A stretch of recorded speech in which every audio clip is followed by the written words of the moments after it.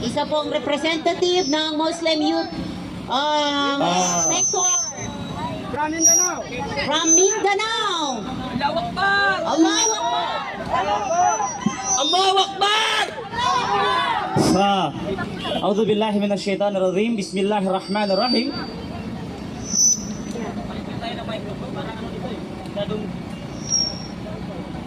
And good afternoon.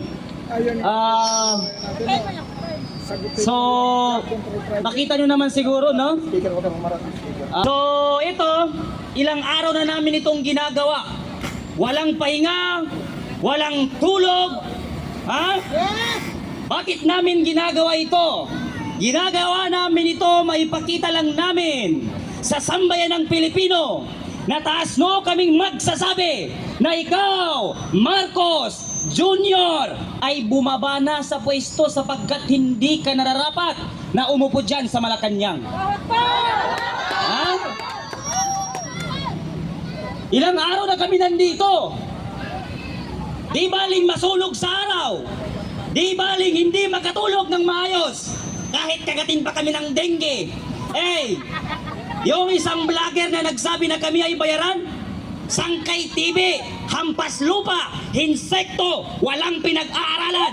Sigurado ako, lobat ka nung sinabi mong mga bayaran kami dito. Hindi kami bayaran! Sangkay TV, kahit ano pa karami, ang followers mo, subscriber mo, ang Diyos ang kakampi namin at si Bibi Sara Duterte. Ha? Kaya kayo dyan, mga vlogger na Sangkay TV, huwag kang mag-vlog kung lobat ka. Ha? Saka ka mag-vlog pag ikaw ay nagsusolving, kasi alam naman nating nagsusolving yan si Sangkay TV eh. Kasi mana yan sa boss niya. Kung ang boss mo adik, matik na yan, pati tauhan adik na rin yan. Kaming mga Duterte, hindi kami bayaran. Loyal kami, handa kaming magpa-drug test dito mismo kasama ang aming Baby Sara Duterte at ang aming Ferdinand. Ha? Pero yang si Marcos, takot yan. Takot yan magpa-drug test kasi kahit hindi mo yan ipa-drug test, halata naman. Tignan mo naman kung paano magsalita pag in-interview. Grabe na yan. Grabe na itong Pangulo natin. Grabe na. Tapos yung TV5 naman kung magbalita, fake news. Walang alam! Kasi! Mga kupal ba kayong media? Ha? Anong klaseng pinapalabas nyo? 100 lamang po ang nagrally. Andon sila patay gutom. Anong patay gutom? Araw-araw, minu-minuto, oras-oras, Jollibee ang dumarating dito. Kahit ang mga OFW sa UK, nagpapadala ng tulong, suporta. Yung mga kalaban natin dyan nagrarally, pinaglalaban yung bangag, kayo yung mga bayaran. Kami dito, walang bayaran dito. Ginagawa namin itong kusa. Lahat kami dito, naggastos. Pera namin ang ginamit namin papunta dito. Pamasahe dito. Di ba? Tama! Okay. Sila, hindi yan sila gagalaw pag walang pera. Bakit? Halata naman na pera lang ang nagpapagana sa kanila. Tignan mo si Martin Romualdez. Ang tiyan niya parang tiyan na ng kalabaw. Ha? Grabe na yan si Martin Romualdez na yan. Tapos, nung siya'y nagbigay ng ayuda, halatang adik. Alam mo,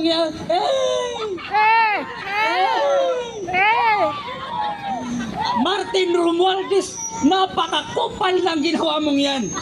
Nakakahiya. Dapat ang sinabi mo, amen, hindi Grabe na yan. Grabe na. Diba? Tignan mo naman yung asawa ni BBM na parang zombie kung maglakad. Akala mo prinsesa kung maglakad. Hindi parang palakay, para talagang zombie na. Parang penguin talaga. May nalalaman pang pagaon-gaon. Robot naman parang penguin. No? Grabe na talaga. Kaya, tinatawagan ko ang mga kapwa ko mag-aaral, mapapublikong eskwelahan o mapaprivate. Halina't sumama, sa rally tayo ay magtulong-tulong at ipakita natin sa sambayan ng Pilipino na kaya natin pabagsakin at pababain sa pwesto ang mga adik na nakaupo ng mga crocodile na yan. Diba? Luzon, Visayas, Mindanao, Itbulaga. Nabudol tayo. Napakalaking pagkakamali. Kung hindi lang dumikit yang si BBM kay Sara Duterte, kahit kagawad man ang takbuhin yan, hindi man yan mananalo. Bakit? Tignan mo kung gaano sila kawalang hiya at kung gaano sila kawalang utang na loob sa Duterte. Noong namatay si Ferdinand Marcos, ilang presidente ang dumaan, yang tatay nilang yawa na yan hindi malibing-libing. Allahu Akbar! Ngayon, naging presidente si Rodrigo Roa Duterte, ipinalibing ang kupal na tatay mo, Marcos. Ipinalibing ang tatay mo. Ngayon napalibing ang tatay mo at ikaw ang naging presidente ng Pilipinas. Wala ka mang utang na loob. Ikaw man yung unang bumira sa Duterte administration.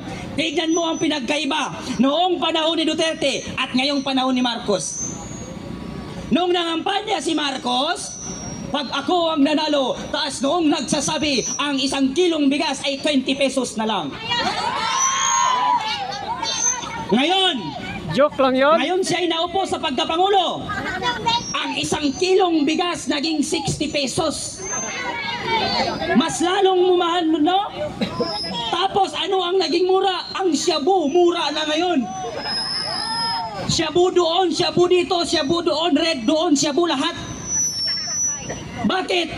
Kasi bangag ang ating Pangulo, adik na adik pa rin ang pinamumunuan. At ang mga adik ngayon, hindi na sila natatakot.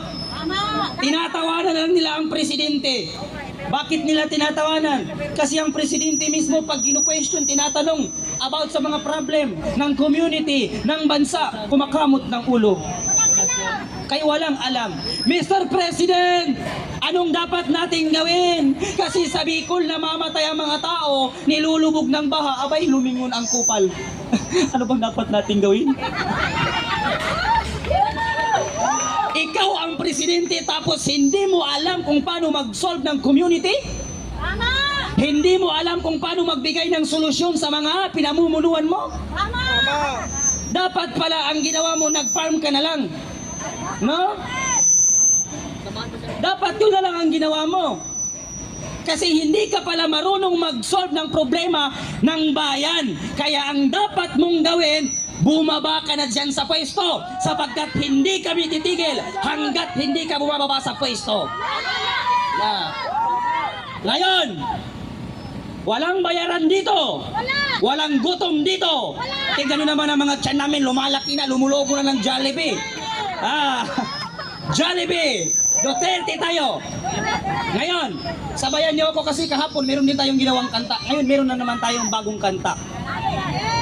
Pag sinabi kong bangag, sabihin niyo, Marcos, bangag! Bangag! Pag sinabi kong bangag, sabihin niyo, Marcos! Bangag! Di ba? Bagong presidente, bagong balyo. Walang prinsipyo, walang isang salita. Si Marcos yan, si BBM, bangag na pangulo. Bangag! Di ba? Sinong nabudol? Noong panahon ni Tatay Digong, napakaganda na ipagmalaki mong isa kang Pilipino. Pero ngayon, nakakahiya na isa kang Pilipino dahil sa namumuno sa atin. Walang alam. First time pa lang na pagkaupo sa pagiging presidente, ang ginawa, pumunta ng ibang bansa. Nakikasal pa doon sa kasal ng anak ni Sultan Bulkiah. Di ba? Paano kaya kung ang inabutan niya yung Marawi City? Di ba? Yes! Ano kaya ang gagawin niya? Pupunta siya ng New York City, magbabakasyon. Tingnan mo si Tatay Digong, anong ginawa? Pumunta ng Marawi, nakibarilan pa. Di ba? Tapos nung dumating ang COVID-19, doon mo makikita kung gaano katalino at kagaling ang namumuno sa ating bansa. Eh kung si BBM lang yun, sigurado ako, siya ang unang mamamatay ng COVID-19. Tama! Grabe na ba yan? Kaya ito ang pananawagan namin sa inyo, Mr. President, at pati dyan sa kasama mong si Martin Romualdez, Tambaloslos, bumaba na kayo sa pwesto at kung maaari, humanap na kayo ng ibang bansa sapagkat hindi kayo nababagay dito sa Pilipinas sapagkat kayo ay isang malaking sagabal at malaking nagpapahirap sa ating bansa. BBM, naghihirap na ang ating bansa, naghihirap na ang mga Pilipino sa kahirapan na hindi mabigyan ng solusyon dahil sa inyong mga politika na mga buwaya. Kayo lang ang nakikinabang, kayo lang ang nagpapakasarap, kayo lang ang nagpapakasarap dyan sa gobyerno. Bumalik na kayo sa Hawaii. Natutulog kayo sa aircon. Ang mga tao natutulog sa lansangan. Kumakain kayo ng kung ano-ano. Tignan mo ang mga botante na bumoto sa'yo. Halos tain na ng aso ang kainin niya sa sobrang kahirapan. Bakit? Ang mga binuboto natin puro adik, puro kurap. Lalo na yan sa mga congressman na yan. Yang si Patwa na walang alam kung hindi. Yes or no? Yes or no? Pag nag-explain ka, no, yes or no? I-contempt kita dyan, contempt kita. Grabe naman, ipinatawag ka tapos pag nag-explain ka, no, yes or no lang ang answer. Ano ka? Grabe naman yan. Pumunta ka naman sa Senado, ganun din. No, Mr. President. Yes or no? Yes or no? Tapos ano ang nangyari sa kanila? Noong inimbestigan nila si Tatay Digong, nabaliktad ang situation kasi sila ang naimbestigan, lalo na si Risa Ontiveros. No? Kaya wala pala siyang alam. Bakit ka pumasok sa Senado? Eh hindi ka naman abogado, wala ka namang alam sa mga rules, di ba? Wala kang alam. Tapos bigla kang magsisenador, anong gagawin mo? Magbilang ng mga butiki? No? Grabe na yan. Tapos isa pa itong si Raul Manuel na yan. Si Raulo! Raul Manuel! Si Raulo! Nananawagan kami sa iyo dahil ikaw daw ang representative ng kabataan. Kupal ka, Raul. Si Hinihingi Raulo! namin sa iyo, tumigil ka na sa pag-recruit mo sa mga kabataan para maging PNP, para pumunta sa taas ng bundok at kalabanin at patain ng mga pulis at ang ating mga kasundaluhan. Tapos kung maka-question ka, akala mo ang bright mo. Eh, tignan mo yung TikTok niya, ay puro sayaw. Puro sayaw ang ginagawa ni Raul Manuel. Kaya Raul Manuel, dapat sa'yo ipakain sa pating. Di ba? Dapat sa'yo ipakain sa pating sapagkat walang pakinabang ang sambayan ng Pilipino sa inyong lahat dyan na mga kurakot, mga crocodile. Manaman yan sila sa presidente nila. Di ba? Ngayon, ito ang last na sasabihin ko sa inyo. Pag ang isang tao galit kay Duterte, matik na yan, adik yan. Kasi ang galit kay Duterte, adik lang. Di ba? Pag ang Senado galit kay Duterte, adik yan. Kaya kung sino man ang galit kay Duterte, ako na nagsasabi sa inyo, matik na yan, adik kayo. Di ba? Ngayon, bakit ginawa ni Duterte? Napatain niyang mga adik. Nag-warning man si Tatay Digong, huwag kayong magdroga kasi ayoko ng droga. Ay, nagdroga ka pa rin, edi patay ka. Di ba? Matik na yan, patay ka. Kasi binalaan ka ni Tatay Digong, ayoko ng droga. Ay, nagdroga pa rin ang kupal. O, di patay ka. Isang bala ka lang. Di ba? Ngayon, bakit niya ginawa na patain yon? Kasi ang pinoprotektahan ni Tatay Digong, tayong mga kabataan. Kasi pag hindi niya ginawa na yung mga matatandang adik, hindi patayin, matik na yan pati yung mga next generation, magiging adik na rin sila sapagkat ang nakikita nila ay adik lahat, matik na yan pati sila mag-a-adik na rin.